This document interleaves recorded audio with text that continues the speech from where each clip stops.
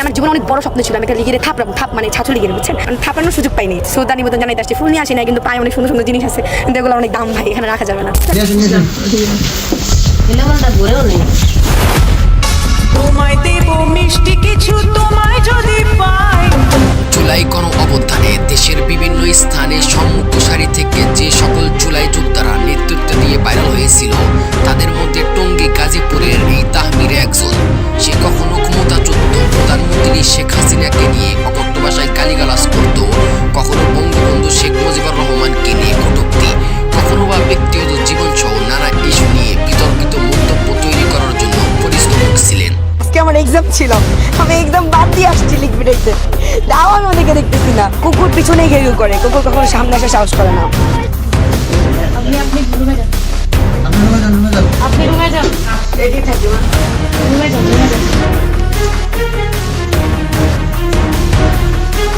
কি উনি উঠতেছে না কেন? উঠায় নিয়ে আসেন। বলবো, যদি তুই এক বাপের জন্ম হয় বা তোর যদি একটা বাপ হয়, তোর মা যদি রাস্তায় তোদেরকে জন্ম না দিয়ে থাকে, তাই না, তুই আমার সামনে এসে কথাগুলো বলিস। তোর তো আমি ভয় পাই না ভাই, তুই আমার ফোনে থ্রেট দিস না, আমি তোদের মতো আজের টাইম নেই, আমার পড়াশোনা আছে। অভিযোগ উঠেছে সম্প্রতি এক ব্যবসায়ীর কাছে জুলাই আন্দোলনের মামলার ভয় দেখিয়ে প্রায় 2.5 কোটি টাকা হাতিয়ে নেয় এক সংবদ্ধ প্রতারক চক্র। আর এই চক্রের মূল নেতৃত্ব ছিল সামাজিক যোগাযোগ মাধ্যমে পরিচিত ভাইরাল জুলাই যোদ্ধা সুরভি।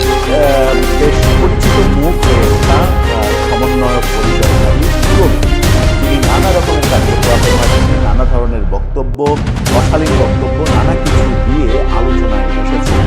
বিশেষ করে তার আওয়ামী বিরোধী বক্তব্যগুলো সংবাদ মাধ্যমে ভাইরাল হয়েছিল এবং নিজেকে বড় সমন্বয়ক হিসেবে দাবি করছিলেন। হঠাৎ করে কি হলো, কোথা থেকে কি হলো, কোন দিকের পানি কোন দিকে গড়ালো, কিছু বোঝা গেল না।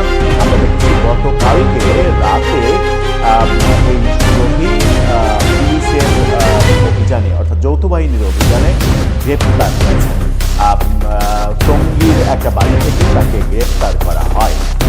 এই খবর হয়তো আমরা সবাই জানি, কিন্তু পেছনের খবরটাকে আমরা সবাই জানি যে তার এই গ্রেপ্তার হওয়ার পেছনে কারণটা কি, কেন পুলিশ একজন জুলাই যোদ্ধাকে গ্রেপ্তার করবে, কি এমন অন্যায় করলেন যে এরই প্রেক্ষিতে 24 ডিসেম্বর মধ্যরাতে গাজীপুরের টঙ্গীর নিজ বাসা থেকে তাকে গ্রেফতার করা হয়। ব্ল্যাকমেল মামলা, বাণিজ্য ও প্রতারণার অভিযোগে তাকে গ্রেফতার দেখানো হয়েছে। পুলিশের তদন্তে জানা গেছে এই চক্রটি এরই মধ্যে ব্ল্যাকমেলিং ও চাঁদাবাজির মাধ্যমে বিভিন্ন ভুক্তভোগীর কাছ থেকে প্রায় 50 কোটি টাকা হাতিয়ে নিয়েছে। তোমায় দেব মিষ্টি কিছু, তোমায় যদি পাই। তোমায় আমি ভালোবাসি, তোমায় আমি চাই। তাহরিমা জান্নাত চুরবি নামের এই লেডি ডন গাজীপুরের বাওয়ালা বদরে আলম সরকারি কলেজের শিক্ষার্থী। সামাজিক যোগাযোগ মাধ্যমে ভাইরাল ভিডিও, বিতর্ক কর্মকাণ্ড এবং টার্গেট করা লাইভের কারণে তিনি পরিচিত। অভিযোগ রয়েছে তিনি ভাইরাল পরিচিতি ব্যবহার করে তিনি প্রভাবশালী ব্যক্তিদের সঙ্গে যোগাযোগ তৈরি করতেন।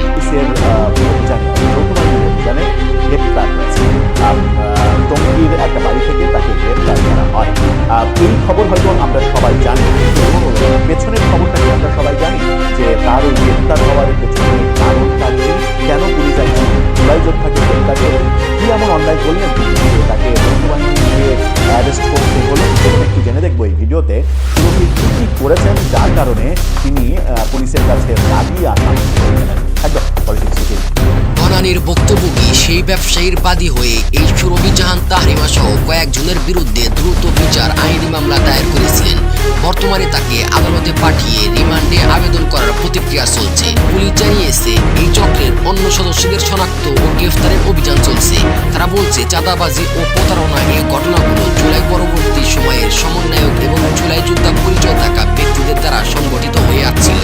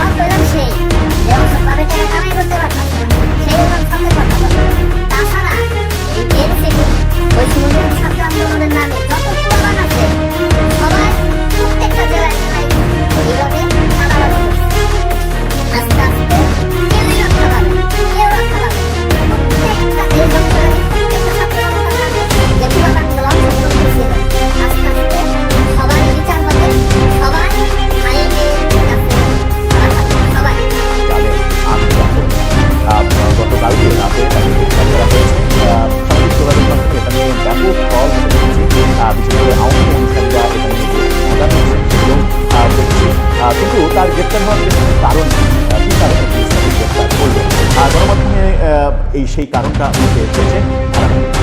গণমাধ্যমের শিরোনামটা বেশ রূপান্তরিত স্টোরি করেছেন, তাদের শিরোনামটা দেখি, যেখানে বলা হচ্ছে যে কারণে গ্রেপ্তার হলেন সমন্বয় পরিচয়ধারী তরুণ।